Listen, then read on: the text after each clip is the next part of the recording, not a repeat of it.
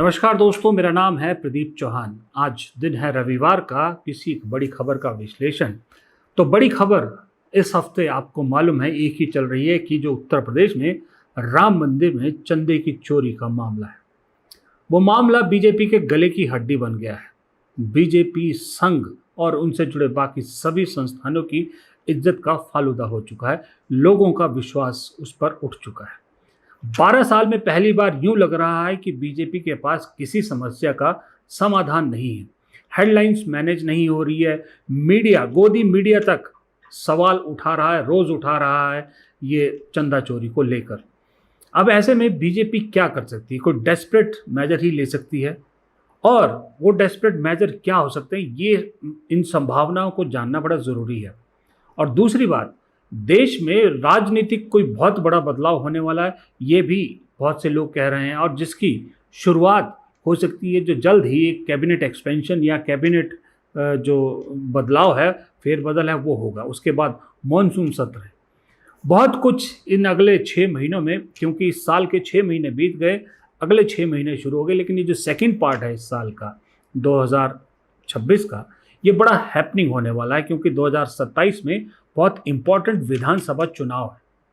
तो इन 6 महीनों में क्या क्या हो सकता है, क्या चीज़ें बदल सकती है, खास करके चंदा चोरी के दाग से निकलने के लिए बीजेपी क्या कर सकती है, और कुछ ऐसा कर सकती है क्या जो हम और आप सोच भी नहीं सकते। इन सब पर बात करने के लिए चौधरी पुष्पेंद्र फिर एक बार हमारे साथ हैं, क्योंकि उत्तर प्रदेश की राजनीति को जितना बारीकी से वो समझते हैं, फिलहाल इतनी बारीकी से समझने वाले कम लोग हैं। किसान नेता भी हैं, ज़मीनी कार्यकर्ता भी हैं, विश्लेषक भी हैं, थिंकर भी हैं, सब कुछ है। तो आज फिर एक बार चौधरी पुष्पेंद्र हमें बताएंगे कि इस वक्त बीजेपी किन चीज़ों पर काम कर रही है जो इस देश को एक बहुत बड़ा झटका दे सकती है। तो दोस्तों, जैसे कि आप देख सकते हैं स्क्रीन पर, चौधरी साहब एक बार फिर से हमारे साथ जुड़ गए हैं। पुष्पेंद्र भाई, आपका एक बार फिर से बहुत बहुत स्वागत है हमारे इस मंच पर। और धन्यवाद। सीधा सवाल आपसे हमेशा की तरह, कि जो इस वक्त जिस राज्य से आप आते हैं, उत्तर प्रदेश में, जहाँ की राजनीति देश की दशा और दिशा तय करती है, जहाँ के मुख्यमंत्री को देश के प्रधानमंत्री के बाद सबसे ताकतवर माना जाता है पॉलिटिकली, उस प्रदेश में चुनाव सिर पर है। और उस प्रदेश में इस वक्त सबसे कमजोर स्थिति में या सबसे ज्यादा गीली विकेट पे कहीं बीजेपी दिख रही है, तो वो उत्तर प्रदेश में दिख रही है, खास करके इस चंदा चोरी मामले को लेकर। आपकी राजनीतिक इतने सालों की जो समझ है, आपने राजनीति को जो एक तरह से पूरा समझा है, निचोड़ा है, आपको क्या लगता है कि ये जो स्थिति दिख रही है, हमें यही स्थिति है कि ये भ्रम है? दरअसल में बीजेपी इससे निकलने के लिए कुछ ऐसा तिकड़म करेगी कि जो शायद हम में से कोई सोच भी ना सके। देखिए प्रदीप जी, अभी पहले जो बैकग्राउंड बता दूं मैं इसका थोड़ा सा। वास्तविकता ये है कि जो भाजपा है उसकी राजनीति दो स्तंभों पर टिकी हुई है। एक है हिंदू मुस्लिम करना, यानी धर्म की राजनीति करना, और उसका मूल केंद्र बिंदु जो है वो राम मंदिर रहा है। राम मंदिर ही वो इनका एक तरीके से जो है अलादीन का चिराग रहा है, जिसके बलबूते पर दो सीटों से बढ़ते बढ़ते ये लोग जो है आज तीसरी बार अपनी सरकार बनाने में कामयाब हुए हैं। अब राम मंदिर निर्भर करता है हिंदू धर्म के ऊपर, जो विश्वास करते हैं, जो राम भक्त हैं, उनकी आस्था के ऊपर। तो ये आस्था का प्रश्न है। तो इन्होंने पूरे देश में पहले तो ये व्याप्त किया कि साहब 500 वर्ष का ये संघर्ष है, हमने मस्जिद हटा करके और वहां पर राम मंदिर की स्थापना की है, और इस वजह से आपको हमारा हिंदू धर्म को बचाने में जो सहयोग है और जो बलिदान और कुर्बानियां हैं, उसकी वजह से हमें नोट भी देने चाहिए और वोट भी देना चाहिए।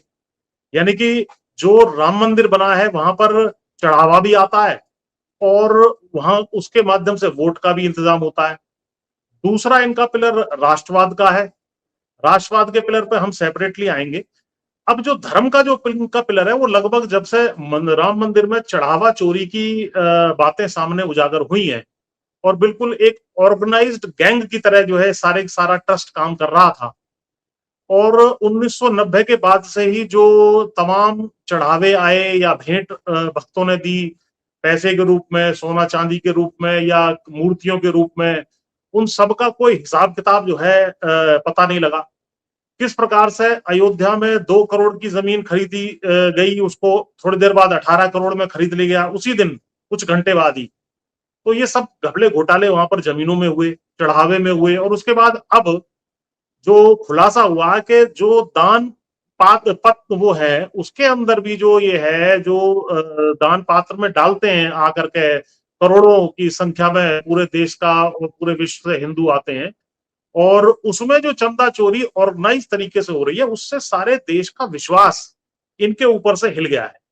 राम में आस्था है, लेकिन राम की मैनेजमेंट, राम मंदिर के मैनेजमेंट के माध्यम से वोट की चोरी करना और नोट की चोरी करना, यानी दोनों ही ऐसा लग रहा है कि मान लो एक इन्होंने मॉडल तैयार कर रखा था कि जिसकी वजह से हमें लगातार वोट भी मिलते चले जाएंगे असीमित काल तक, और चिरकाल तक हमें जो है चढ़ावा भी यहां से मिलता चला जाएगा। ये ऑर्गेनाइज गैंग की तरह इन्होंने काम किया इसका। और जब आपको वोट मिलेंगे और नोट मिलेंगे, और पब्लिक के पैसे से ही वो मंदिर बनाया गया, उस मंदिर को बनाने में भी घपले घोटाले, बहुत सारे लोगों ने शिकायत की, लेकिन कोई जांच नहीं हुई। पहले भी जमीन के जो घोटाले मैंने बताए, संजय सिंह से लेकर के तमाम जो आम आदमी पार्टी के सांसद, बाकी लोग कहते रहे, उन्होंने सबूत भी दिए, उसकी भी एसआईटी बनी थी, लेकिन उसका क्या हुआ, उसका कोई पता नहीं चला। अब 2027 के यूपी के चुनाव के जस्ट पहले, यानी कि 5-6 महीने पहले, इतना बड़ा खुलासा हो जाने से इनकी धर्म का जो पिलर है वो हिल गया है, और राम भक्तों का इनके ऊपर जो अटूट विश्वास था वो भी कहीं ना कहीं धराशायी हो गया है। अब इससे बचने के लिए, ये जो रायता फैल गया है, इससे बचने के लिए ये और 4-5 बड़े कदम उठा सकते हैं। जो मेरी राजनीतिक समझ है, जो मेरे खुद के सूत्र हैं, या जिन मैं लोगों से मिलता रहता हूं, उसके अनुसार, और जो मेरी स्टडी है उसके अनुसार, जो है 5 सूत्र ये जो है चलने की योजना आगे बना रहे हैं, जिसको हम कह सकते हैं कि पंचशूल के माध्यम से विपक्षियों को, चाहे समाजवादी पार्टी हो, कांग्रेस हो या इंडिया गठबंधन हो, उसको धराशायी करने की योजना अंदर खाने भाजपा बना रही है। अब उन 5 शूलों में से ये कौन सा पहले प्रयोग करेंगे, कौन सा बाद में करेंगे, किससे क्या इनको लाभ हानि होगा, वो मैं विस्तार से आपको एक एक करके बताऊंगा। जी। चौधरी साहब, जैसे आपने बताया पंचशूल, नाम आपने बताया पंचशूल इस्तेमाल करना चाहते हैं, तो मुझे लगता है कि मेरे सवाल पूछने से ज्यादा हमारे दर्शक इस चीज में इंटरेस्टेड होंगे आपसे जानने के लिए कि वो पंचशूल हैं क्या और वो कैसे काम करेंगे। देखिए, पंचशूलों में से जो पहला शूल है, पंचशूल इसी तरीके से जैसे त्रिशूल होता है, त्रिशूल में 3 भाले होते हैं, पंचशूल में 5 भाले होते हैं। तो पंचशूल में जो पहला शूल है, जो मेरी अपनी रीडिंग है, वो ये है कि एक बहुत बड़ा टकराव राम मंदिर के अलावा केंद्र में जो नंबर 1 नंबर 2 गुजराती बैठे हुए हैं, उनका योगी बाबा जी से भी है।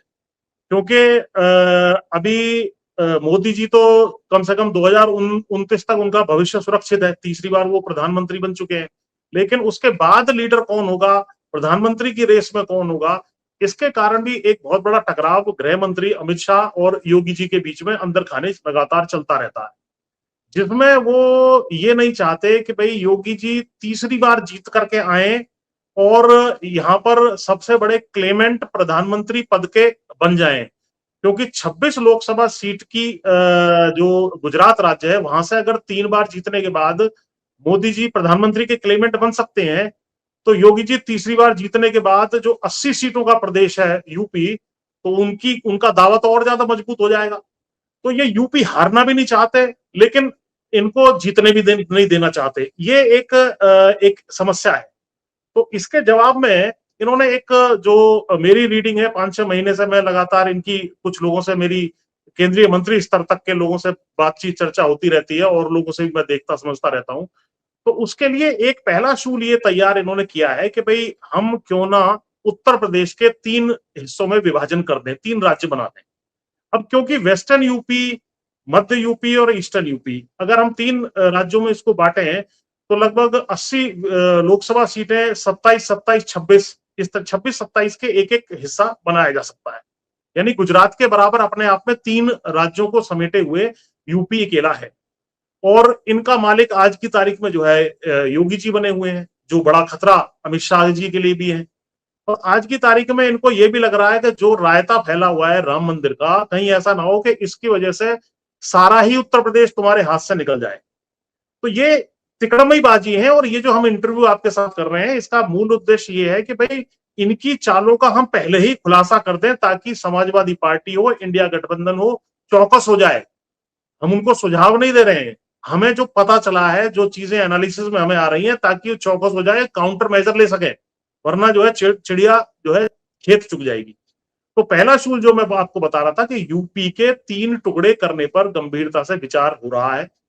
और इसमें वेस्टर्न यूपी में तो क्योंकि समाजवादी पार्टी बहुत ज्यादा पहले से ही मजबूत नहीं है, और 3 राज्यों में जब इसका बंटवारा हो जाएगा तो समाजवादी पार्टी को अपने बर्तन एक राज्य में कहीं ना कहीं रखने पड़ेंगे। स्थानीय पार्टियां जो होती हैं, राज्य स्तर की जो पार्टियां हैं, वो डिवीजन होने के बाद कभी भी दोनों हिस्सों में मजबूत नहीं रही हैं। चाहे उत्तराखंड का डिवीजन जब हुआ, यूपी से उत्तराखंड बना, तो समाजवादी पार्टी और बहुजन समाज पार्टी उत्तराखंड में जीरो हो गई। इसी तरीके से झारखंड का जब बिहार में से झारखंड बना, तो जो राष्ट्रीय जनता दल है, जो लालू प्रसाद की पार्टी है, वो झारखंड में शून्य हो गई, बिहार तक सीमित हो गई। यही हाल आपने स्थानीय पार्टियां दो थी आंध्र प्रदेश में, तेलुगु देशम और ये टीआरएस। टीआरएस तेलंगाना तक सीमित रह गई, और चंद्रबाबू नायडू तेलुगु देशम के हिस्से बन करके वहां चले गए आंध्र प्रदेश में, जो छोटा हिस्सा बन गया। तो कभी भी स्थानीय पार्टियां आप कोई भी उठा के देख लीजिए, केवल ये सीपीएम तो फिर भी 2-3 राज्यों में आ गई थी, वरना स्थानीय पार्टी कभी भी एक राज्य से ज्यादा अगर डिवीजन हो जाए तो बिल्कुल जहां वो खुद मजबूत होती है वहां सीमित हो जाती है। तो अब अगर यूपी के 3 हिस्से हो गए, तो वेस्टर्न यूपी में क्योंकि बेस वोट यादवों का नहीं है, हालांकि मुसलमान यहाँ अच्छी संख्या में है, लेकिन जो है इनका बेस वोट ना होने के कारण बहुत ज्यादा काम भी इनका नहीं है, ज्यादा सीटें भी समाजवादी पार्टी नहीं जीत पाती है। जबकि वेस्टर्न यूपी ही ऐसा स्थान है जहां से धन मिलता है, जहां से संसाधन मिलते हैं, कुर्ते की जेब है एक तरीके से समझ लीजिए। और यहाँ पर वैसे भी लूट मची रहती है, और वेस्टर्न यूपी के लोग चाहते भी हैं। हाईकोर्ट बेंच का बहुत लंबे से समय से आंदोलन चल रहा है, वो चाहते हैं वेस्टर्न यूपी अलग राज्य बने। और कांग्रेस के लोग भी अंदर खाने चाहते हैं कि इस यूपी के 3 हिस्से बट जाए, तो कहीं ना कहीं जिस तरीके से उत्तराखंड में कांग्रेस वर्सेस भाजपा हो गया लास्ट में आगे, बाकी उत्तराखंड क्रांति दल वगैरह थे सब समाप्त हो गए जिन्होंने वो आंदोलन चलाया था, तो ऐसा यहां पर भी हो जाएगा। तो कहीं ना कहीं पैर टिकाने की जगह कांग्रेस को मिल जाएगी। इस विषय में एक लेख भी जो जयराम रमेश है, उन्होंने इस कई साल पहले दैनिक जागरण में लिखा था कि यूपी के विभाजन होने चाहिए। खैर, तो यूपी का जब विभाजन होगा तो पॉलिटिकल असर ये पड़ेगा कि बाबा जी पूर्वी उत्तर प्रदेश के 26-27 लोकसभा सीटों के अगर जीत भी जाते हैं इस बार, तो वहां के मुख्यमंत्री रह जाएंगे। बीच में क्योंकि ब्राह्मण भी काफी ज्यादा नाराज इनसे चल रहा है, क्योंकि इसमें थोड़ा सा राजपूत और ठाकुरवाद ज्यादा बताया जाता है यूपी में, जो योगी जी हैं उनके कारण। उस वजह से ब्राह्मणों को भी, मान लो बीच वाला हिस्सा जो मध्य हिस्सा है वहां ब्राह्मण मजबूत है, उनको वहां मुख्यमंत्री भाजपा बना दे। और पश्चिम यूपी में जाटों का एक बहुत मजबूती है, तो जाटों को किसी को मुख्यमंत्री बना दें, तो इससे क्या होगा कि बहुत बड़ा राजनीतिक उलटफेर हो जाएगा। और आप हर हालत में मानेंगे कि 1947 के बाद की सबसे बड़ी राजनीतिक घटना होगी कि उत्तर प्रदेश के 3 हिस्से हमने बांट दिए, और राम मंदिर की बात भी कहीं ना कहीं साइड हो जाएगी। तो ये पहला कदम हो सकता है कि इसको उठाया जा सके। इसके लिए अब लोगों की ये आती है बात कि साहब इसको कैसे किया जाएगा, क्या योगी इसमें अड़चन नहीं अड़ा देंगे? ये एक बहुत महत्वपूर्ण बात है जो आपके दर्शकों तक जानी बहुत आवश्यकता है। देखिए, आर्टिकल 3 ऑफ द कॉन्स्टिट्यूशन ये कहता है कि केंद्र सरकार किसी भी राज्य का नाम और भूगोल बदल सकती है, उसके डिवीजन कर सकती है। उसके लिए उस राज्य की विधानसभा से मत तो लिया जाएगा, लेकिन वो फेवर में हो या अगेंस्ट हो उसका कोई रेलिवेंस नहीं है। ऐसा आंध्र प्रदेश में भी हुआ 2014 में। आंध्र प्रदेश ने की विधानसभा ने मना कर दिया था कि हम डिवीजन नहीं चाहते, लेकिन उसके बाद बावजूद भी केंद्र सरकार जो यूपीए की थी तत्कालीन, उन्होंने आंध्र प्रदेश के 2 हिस्से कर दिए थे। तो ये कर सकते हैं, चाहे योगी बेशक नाराज हो। और योगी जी भागेंगे तो वैसे भागेंगे भी कहाँ? जी। जी मायावती भी वैसे इस फेवर में रही हैं, सबको मालूम है। मायावती भी एक एक टाइम पे तैयार हो गई थी यूपी के वो करने के लिए, लेकिन क्योंकि समय की कमी आपके पास भी मेरे पास है, अब आपसे गुजारिश करूंगा, ये तो आपने इतनी एक बड़ी बात बताई है, इतनी बड़ी राजनीतिक हलचल, जैसा आपने खुद कहा कि अगर ये हो जाता है तो इस देश में 1947 के बाद दूसरी बड़ी घटना हो जाएगी। दूसरा शूल क्या है? उसका भी थोड़ा-सा अगर आप खुलासा कर दें तो? जी, जी, जी। देखिए, उत्तर प्रदेश में जो समाजवादी पार्टी है वो मुख्य विपक्षी दल है। कांग्रेस यहाँ पर इतनी मजबूत नहीं है। अब दूसरा जो मुद्दा इनका है कि समाजवादी पार्टी का जो समीकरण है वो एम वाई समीकरण यानी मुस्लिम प्लस यादव का मेन समीकरण है। एम वाई का जो समीकरण है, क्योंकि यहाँ पर 8 से 10% के बीच में यादवों की संख्या उत्तर प्रदेश में बताई जाती है और मुसलमानों की संख्या लगभग 18 से 20% के बीच में है। तो ये दोनों मिलाकर के लगभग 28-30% की जो है संख्या हो जाती है और बाकी जब किसी को टिकट देंगे, कहीं किसी जाति को, कहीं किसी जाति को, तो उसके वोट मिलकर के 35-40% तक आसानी से जो है अखिलेश यादव पहुंच सकते हैं। गठबंधन हो तो और भी अच्छा इनका काम हो सकता है। तो इस एम वाई इक्वेशन को डिस्टर्ब करने के लिए इन्होंने एक चाल और सोच रखी है, जो कि इन्होंने ग्राउंड पे चलनी शुरू कर दी है। अभी पिछले दिनों आपने सुना होगा 2-3 स्टेटमेंट योगी बाबा जी ने स्वयं दिए हैं कि साहब ये जो राम मंदिर से ध्यान भटकाने के उसमें कि भाई ये मथुरा वाला जो मुद्दा है, कृष्ण जो है जन्मभूमि वाला मुद्दा मुद्दा ईदगाह का जो मुद्दा है, उस पर अखिलेश जी आप अपने विचार बताएं। अब कृष्ण जन्मभूमि वाला मुद्दा जो है यादवों के लिए बहुत बड़ा इमोशनल कार्ड है, क्योंकि यादव जो है अपने आप को भगवान कृष्ण के वंशज मानते हैं और भगवान कृष्ण उनके सबसे बड़े आराध्य हैं। अब भगवान कृष्ण यानी यादवों के जो पूर्वज हैं एक तरीके से, और यादव अपने आप को उनके वंशज मानते हैं, उनका विवाद मुसलमानों से हो जाएगा वहां पर, अगर वहां पर ईदगाह और कृष्ण जन्मभूमि का मुद्दा उग्रता से उठा दिया जाए, तो उसमें कहीं ना कहीं यादवों और मुसलमानों के बीच में टकराव होने की संभावना है। और ये इस समीकरण को, एम वाई समीकरण को तोड़ने के लिए इनको सबसे बड़ा मुफीद चैप्टर लगता है कि भाई हम क्यों ना कृष्ण जन्मभूमि के मुद्दे को तेजी से उठा दें, तो दोनों आपस में भिड़ जाएंगे। क्योंकि यादव भी ये नहीं चाहेगा कि भैया कृष्ण जन्मभूमि है तो साहब यहाँ पर ईदगाह क्यों है, तो इस मुद्दे को आगे लाना ये चाहते हैं। तो ये बहुत बड़ा एक, जैसे राम जन्मभूमि का आंदोलन हुआ था, कृष्ण जन्मभूमि का असर यही नहीं पड़ेगा, वो बिहार में पड़ जाएगा, मध्य प्रदेश में पड़ जाएगा, अहिरवाल जो इलाका हरियाणा में है जहां यादव बाहुल्य है, दक्षिणी हरियाणा, वहां पे पड़ेगा, यूपी में पड़ेगा। तो ये तमाम, राजस्थान में भी, तो इस तमाम जगह जहां जहां यादव हैं उनके ऊपर कृष्ण जन्मभूमि का असर पड़ सकता है। कल को मान लीजिए ये 4 लड़के 5 लड़के यादवों के वहां भेज करके कुदाली लगवा दें वहां, ऐसा करने में ये सक्षम है बिल्कुल पूरी तरीके से कि साहब रात को 5 यादव आए, फला यादव, ढिमके यादव, और ये जो है बाद में वो चाहे पकड़े भी जाए लेकिन मुद्दा तो खड़ा हो जाएगा। तो ऐसी मेरा रडार बता रहा है कि ऐसी चर्चाएं भी हैं कि ये कुछ भी करा सकते हैं। उसी के परिप्रेक्ष्य में योगी जी ने ये बयान दिया है कि भाई मथुरा में जो स्थित कृष्ण जन्मभूमि है उसके बारे में आपका क्या विचार है, अखिलेश जी बताएं, और उस आंदोलन को भी उग्र ये कर सकते हैं ताकि एम वाई समीकरण को तोड़ा जा सके। जी। मैंने कहा दूसरी बड़ी खबर, दूसरा बड़ा खुलासा आपने किया है, झटके पे झटके दे रहे हैं आप। अब लगे हाथ फिर तीसरा भी बता ही दीजिए, क्योंकि ऑलरेडी हम जो है इतने यहाँ तक पहुंच गए हैं, तो शायद अब तीसरे झटके के लिए भी तैयार नहीं।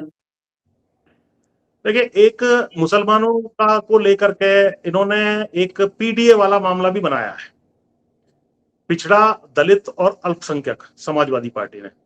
तो इसकी काट भी कहीं ना कहीं, क्योंकि इसकी काट ना ढूंढने की वजह से और इसको ना काट पाने की वजह से 37 सीट जीत गई लोकसभा में 2024 में समाजवादी पार्टी, और 7 सीटें जीत गई कांग्रेस। उसमें संविधान का पुट भी था और पीडीए का पुट भी था।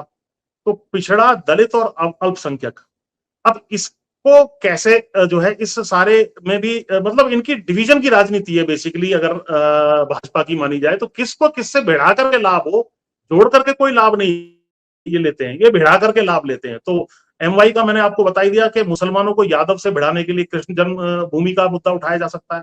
अब पीडीए को खिंड भिंड करने के लिए और आपस में भिड़ाने के लिए पिछड़ों और मुसलमानों को भिड़ाया जा सकता है। उसमें ये है मुद्दा, उसको थोड़ा सा बारीक से तरीके से समझना पड़ेगा आपके दर्शकों को। देखिए, जो आरक्षण की व्यवस्था है, 15(4) जो आर्टिकल है हमारे संविधान का, उसके अनुसार एससी, एसटी और SEBC socially and educationally backward classes, जिसको हम आम भाषा में ओबीसी कहते हैं, इनके लिए विशेष प्रावधान करने का अधिकार सरकार को होगा, ऐसा 15(4) आर्टिकल हमारे संविधान का कहता है। लेकिन अब इसमें आगे जब हम बढ़ते हैं तो एससी, एसटी और ओबीसी में एससी वर्ग के अंदर अगर कोई हिंदू है, सिख है या बौद्ध है, तब तो वो एससी रह सकता है। लेकिन अगर इन तीनों में नहीं है और कन्वर्ट होकर के मुसलमान बन जाता है या ईसाई बन जाता है, तो उसको एससी का सर्टिफिकेट नहीं बनेगा, एससी में उसका आरक्षण छीना जा सकता है, वो छिन जाएगा। अब यही चीज जो है, क्योंकि तीनों लोग एक बेंच पे बैठे हैं, एससी, एसटी, ओबीसी, तो जब एससी में मुसलमान और ईसाई नहीं है, तो इस चीज को अब ये मेरी जो जानकारी है, जो कंसीडर कर रहे हैं कि क्यों ना हम इसको ओबीसी में भी लागू कर दें और ओबीसी में से भी हम मुसलमानों को बाहर कर दें, क्योंकि जब मुसलमान कोई व्यक्ति बन गया तो उसकी जाति कहां बची, क्योंकि मुस्लिम धर्म जो इस्लाम धर्म खुद ही कहता है साहब हमारे यहाँ जातियां नहीं, इसी तरीके ईसाई धर्म में जातियां नहीं है। तो जब ये खुद ही कहते हैं तो इनको एसटी का या ओबीसी का लाभ क्यों दिया जाए? अब एसटी तो बहुत ज्यादा यहाँ पर है नहीं। अब ये बात मैंने किस तरीके से पकड़ी, इस विषय में अभी पिछले दिनों एक कन्वेंशन हुई थी, काफी सारे शेड्यूल ट्राइब के लोग यहाँ पर दिल्ली आए थे, और ये 30/5/2026 को राम माधव, जो इनके थिंक टैंक माने जाते हैं, इन्होंने एक आर्टिकल लिखा था इंडियन एक्सप्रेस में कि भाई ये वो आर्टिकल है, कोई जाकर के इसको देख भी सकता है। तो ये राम माधव का आर्टिकल है। इसमें इनका कहना यह था कि भाई एसटी वर्ग के लोगों की ये मांग है कि मुसलमान जो हमारे एसटी वर्ग के लोग ईसाई बन गए या मुसलमान बन गए, उनको एसटी का लाभ क्यों मिलना चाहिए, उनको बाहर करो। वो सारा का सारा लाभ उठा रहे हैं, दो तरह के लाभ उठा रहे हैं, माइनॉरिटी का लाभ भी उठा रहे हैं क्योंकि वो माइनॉरिटी है मुसलमान के रूप में और ईसाई के रूप में, और वो एसटी का भी उठा रहे हैं और वो हमें नुकसान पहुंचा रहे हैं। तो ये इनको बाहर करने की भूमिका है। इसी तरीके से अभी 25 जून को एक हाईकोर्ट, मद्रास हाईकोर्ट का फैसला आया है। एक व्यक्ति हिंदू धर्म का था, जो पिछड़े वर्ग का था, वो मुसलमान हो गया। उसने जाकर के वहां सर्टिफिकेट की मांग की, भाई क्योंकि मेरी जाति हिंदू धर्म में पिछड़े वर्ग में आती है तो मुसलमान में मुझे सर्टिफिकेट दो। तो उन्होंने जो है सर्टिफिकेट उसका नहीं बनाया, हाईकोर्ट तक मामला पहुंचा। हाईकोर्ट ने ये कहा कि यदि आप मुसलमान बन जाते हैं और पहले हिंदू धर्म में आपकी ओबीसी जाति थी, तो आपको कोई लाभ नहीं मिलेगा। आप फिर मुसलमान बन गए तो आपका ओबीसी स्टेटस वहीं समाप्त हो जाता है। इस तरीके से जो है इसको अब यूपी पे अप्लाई करते हैं। यूपी में अगर कल को यही फार्मूला अपनाते हुए, हाँ इससे पहले बंगाल में ये फार्मूला अभी तत्काल में अपनाया गया है। बंगाल में करीब 170 से ज्यादा जातियां ओबीसी वर्ग में आती हैं और ओरिजिनल 66 थी, उसके बाद 100 से ज्यादा जातियां ममता बनर्जी ने उसमें जोड़ दी थी, जिनमें मुख्य रूप से मुसलमानों की जातियां थी जो हिंदू से कन्वर्ट होकर के वहां गए हैं पुराने टाइम में, तो उनकी जातियों को उसमें जोड़ दिया गया था। अभी शुभेंदु अधिकारी की जो सरकार आई है, भाजपा की सरकार, उन्होंने उन सबको बाहर कर दिया। अभी हुआ है ये हफ्ते 10 दिन पहले ही काम। तो इसी काम को यदि बाबा जी यहाँ यूपी में कर दें तो जो पीडीए में अल्पसंख्यक है उसकी भिड़ंत ओबीसी वर्ग से हो जाएगी, क्योंकि यादव ओबीसी में और बाकी भी जो इन्होंने पिछड़ा, दलित और अल्पसंख्यक बनाया, तो पिछड़े में की आबादी 50, 55, 60% के आसपास है यूपी में। तो निश्चित रूप से भिड़ंत का कारण हो जाएगा कि भाई देखिए मुसलमान पिछड़ो, तुम्हारा जो है आरक्षण खा रहे हैं। और जब इन्होंने धर्म बदल लिया और ये जो है मुसलमान हो गए, तो मुसलमान में जब जाति नहीं है तो इनको क्यों आरक्षण का लाभ मिलना चाहिए। अब मैं उदाहरण दूं, जैसे कि हमारे यहाँ पर गुजर है, यूपी में गुजर ओबीसी में आता है, लेकिन गुजर मुसलमान भी है। मुसलमान गुजर को भी ओबीसी का लाभ मिलता है। ओबीसी के इलेक्शन में भी वो खड़ा हो सकता है, जो स्थानीय इलेक्शंस होते हैं अप टू जो डिस्ट्रिक्ट लेवल होते हैं। और उसके अलावा जो बाकी आरक्षण के लाभ शिक्षा में या नौकरियों में मिलते हैं, उसका भी वो लाभ ले सकता है। लेकिन अगर ये बात इन्होंने कह दी कि साहब ओबीसी में से भी इनको हटाओ, तो फिर मुसलमानों को हटाओ, तो कहीं ना कहीं भिड़ंत की बात आ जाएगी। यादवों को और ओबीसी पूरे वर्ग को मुसलमानों से भिड़ाने का ये एक इनका और जो है पीडीए की जो एकता है उसको छिन्न भिन्न करने का ये भी एक जो है इनका अस्त्र है, जिस पर ये आगे काम कर सकते हैं। जी जी चौधरी साहब, बाकी दो बचे हुए हैं, दोनों भी एक साथ बता दीजिए, क्योंकि फिर बाकी बचे में एक आध सवाल मैं और पूछ सकता हूँ आपसे। तो बाकी जो दो हैं अगर उनको एक साथ आप बता दें। जी जी, देखिए चौथा शूल जो ये इस्तेमाल कर सकते हैं वो डिलिमिटेशन वाला है। अब डिलिमिटेशन में क्या हुआ है कि डिलिमिटेशन का जो मामला है वो ये है कि हमारे यहाँ जो आर्टिकल 81 और 82 है संविधान का, वो ये कहता है कि हर 10 साल में जो जनगणना होगी उसके अनुसार हर राज्य की सीटें निश्चित होंगी कि लोकसभा में किसकी कितनी सीटें होंगी, और जिसकी जनसंख्या ज्यादा होगी उसी प्रोपोर्शन में उसकी सीटें नियुक्त होंगी। लेकिन इस प्रावधान को 1976 में 25 साल के लिए फ्रीज कर दिया गया कि भाई 1971 की जनगणना के अनुसार जितनी सीटें हैं 543 में से, जैसे उस टाइम 39 सीटें थी वहां की मद्रास इसकी तमिलनाडु की, तो वो 39 ही चली आ रही है। हालांकि जनसंख्या के अनुपात में वो प्रोपोर्शन बदल चुका है। तो अब ये कह रहे हैं कि साहब उसको हमने 2001 तक फ्रीज कर दिया था, फिर वाजपेयी साहब ने भी 2001 के बाद उसको 2026 तक फ्रीज कर दिया था। अब 2026 की फ्रीज जो है वो खत्म होने वाली है। अब 2026 के बाद की जो जाति जो सेंसस आएगा, जनगणना होगी, अब उसके अनुसार उसका आकलन किया जाएगा।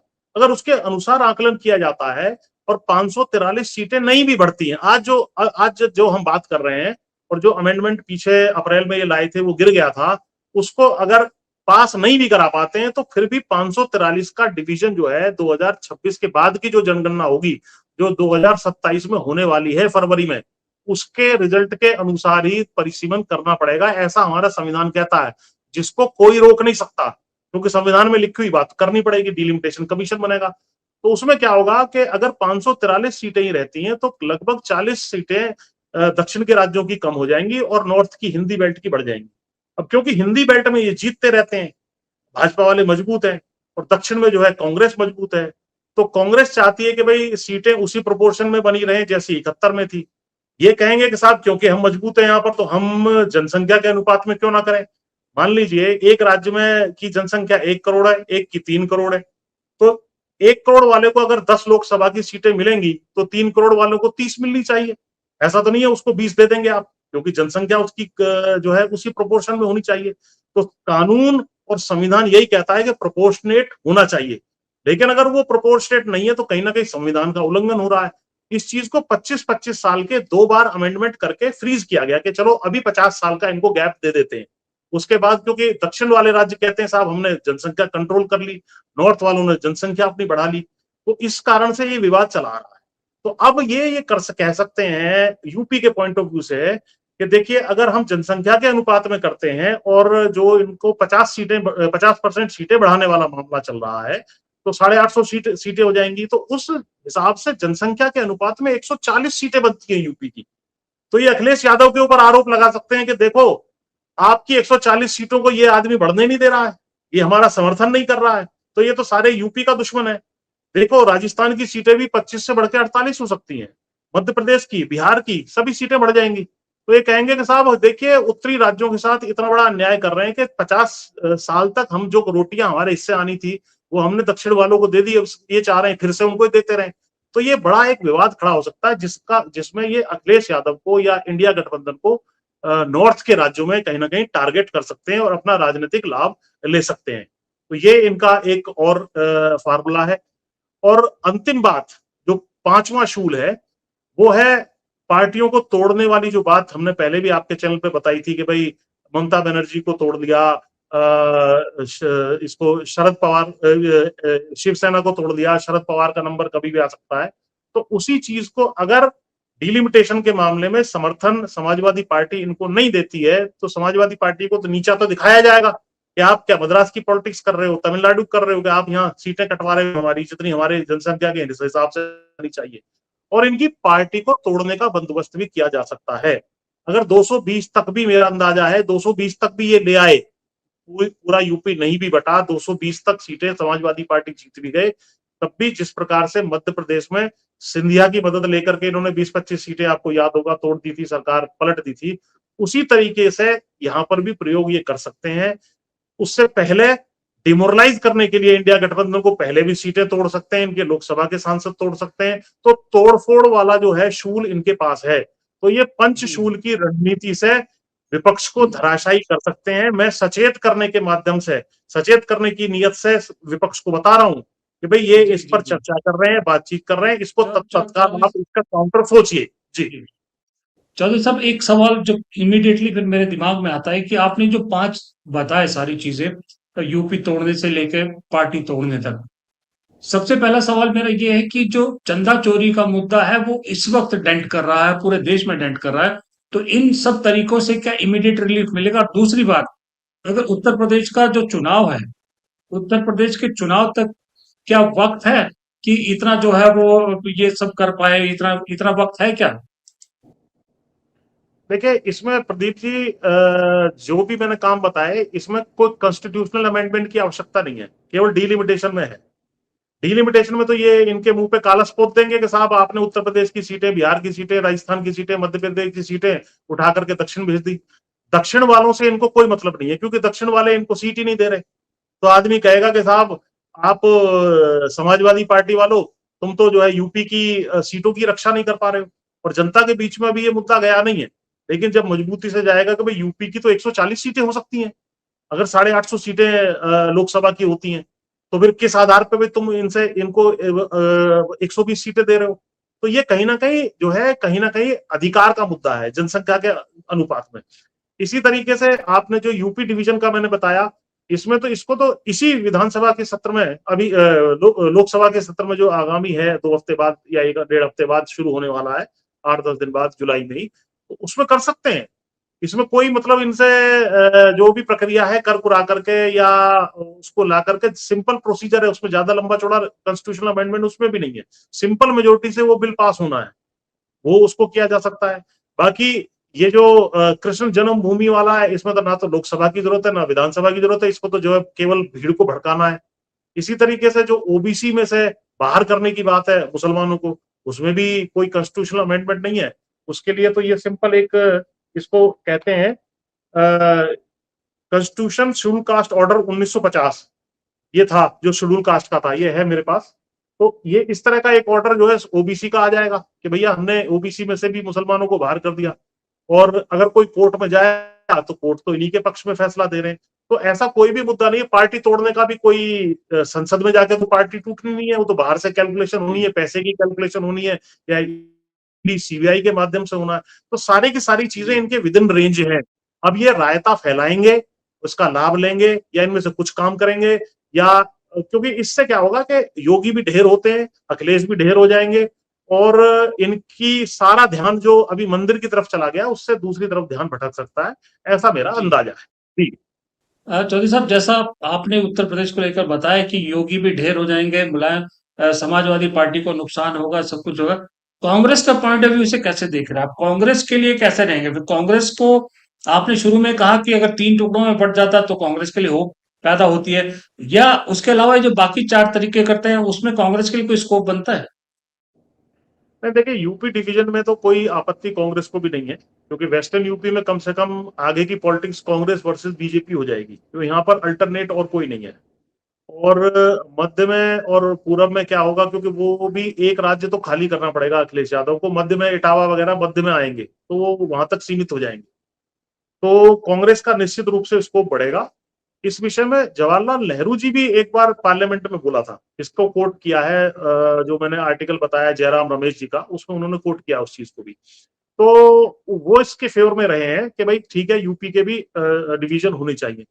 और वेस्टर्न यूपी तो जैसा मैंने बताया कि वेस्टर्न यूपी तो बिल्कुल चाहते ही हैं, आंदोलन से मैं स्वयं जुड़ा हुआ हूँ कि भाई वेस्टर्न यूपी के भी विभाजन होना चाहिए। यहाँ से हाई कोर्ट की दूरी, मतलब यहाँ से ये समझिए लाहौर हाई कोर्ट पास है, और इलाहाबाद हाई कोर्ट और लखनऊ हाई कोर्ट की बेंच हमारे से बहुत ज्यादा दूर है, तो बेंच तक नहीं दी जा रही है। तो ये अन्याय तो यहाँ कहीं ना कहीं यूपी के साथ हो रहा है। भाषा का, पहनावे का, कल्चर भी बहुत ज्यादा ईस्ट और वेस्ट यूपी में फर्क है, और दुनिया भर की लूट भी यहाँ मचाई जाती है। तो तमाम कारण है वेस्टर्न यूपी वाले में। मुस्लिम्स का जहां तक सवाल है, वो एससी का बहाना लेके, बोले जब एससी में मुसलमान नहीं है तो ओबीसी में क्यों हो मुसलमान, एसटी में मुसलमान क्यों हो? तो इसलिए मुसलमान, क्योंकि इनका वोटर है इंडिया गठबंधन वालों का, तो इसके लिए भी कोई आपत्ति इनको नहीं है। हालांकि उसका उसका नुकसान या फायदा बहुत ज्यादा कांग्रेस को नहीं होगा, क्योंकि मुसलमान तो उनके साथ रहेगा ही, और कांग्रेस इस पोजीशन को डिफेंड भी करेगी। लेकिन ओबीसी को जरूर उनसे वो छिटकाने की कोशिश करेंगे। जिस तरीके से पिछड़ों की बात राहुल गांधी ने बार बार की है कि हम जातिगत जनगणना कराएंगे और पिछड़ों को अधिकार देंगे, तो उसमें अगर ये पॉइंट आ जाता है तो कहीं ना कहीं उनको भी सोचना पड़ेगा कि किस तरीके से इस प्रश्न को टैकल किया जाए। मुसलमान भी उनका वोटर है, पिछड़ा भी उनका वोटर है। मुसलमान को बाहर करते हैं तो मतलब रखते हैं तो पिछड़ा नाराज होता है। तो लेकिन इनकी जो डिवीजन की राजनीति भाजपा की है, बड़ी खतरनाक राजनीति है। तो इन सारे मुद्दों में कहीं ना कहीं कुछ में जो है जैसे डिवीजन है यूपी का, उसमें तो लाभ होगा, बाकी चीजों में बहुत ज्यादा लाभ वाली बात मुझे कांग्रेस की तो नहीं लग रही है। लेकिन भाजपा कुछ भी करने में, अपनी सत्ता को बचाने में, देखिए योगी को तो ये यूपी जीतना चाहते हैं, लेकिन ये भी नहीं चाहते कि योगी 80 सीटों वाला मुख्यमंत्री बनकर के तीसरी बार आ जाए। तो उसके लिए सीमित करने का इनके पास एक चारा है। योगी को डिस्कार्ड भी नहीं कर सकते, ऐसा भी नहीं है कि उसको भगा दें, लेकिन ये सब चीजें करने से कहीं ना कहीं ये देश की राजनीति में एक नया भूकंप ला सकते हैं। जी जी। अह, अब जल्द ही कैबिनेट एक्सटेंशन है या फेरबदल है, जो भी आप कहिए, उस वहां से राजनीतिक उथल पुथल जो इस देश में शुरू होगी, वो चौधरी साहब ने बता दिया है कि कहां तक पहुंचेगी। और हो सकता है कि 1947 के बाद दूसरी बड़ी उथल पुथल आपको देखने को मिले। अब वो सब वक्त का तो इंतजार करना पड़ेगा, लेकिन वक्त इस वक्त चौधरी साहब के पास नहीं है, क्योंकि ऑलरेडी हम 33-34 मिनट हो चुके हैं। तो आगे के लिए भी कुछ रखना जरूरी है। तो चौधरी साहब, पुष्पेंद्र जी, आपने समय निकाला, इतनी महत्वपूर्ण जानकारी दी कि उत्तर प्रदेश में खास करके क्या खेल हो सकता है, जो शायद अभी तक किसी ने इस बारे में जिक्र नहीं किया, ना सोचा भी होगा शायद। इन सब महत्वपूर्ण जानकारी के लिए बहुत बहुत शुक्रिया। और जल्द आपसे दोबारा मुलाकात होगी यूपी की सियासत धन्यवाद, पे एक और चैप्टर खोलने के लिए। बहुत बहुत शुक्रिया। धन्यवाद, धन्यवाद, धन्यवाद आपका।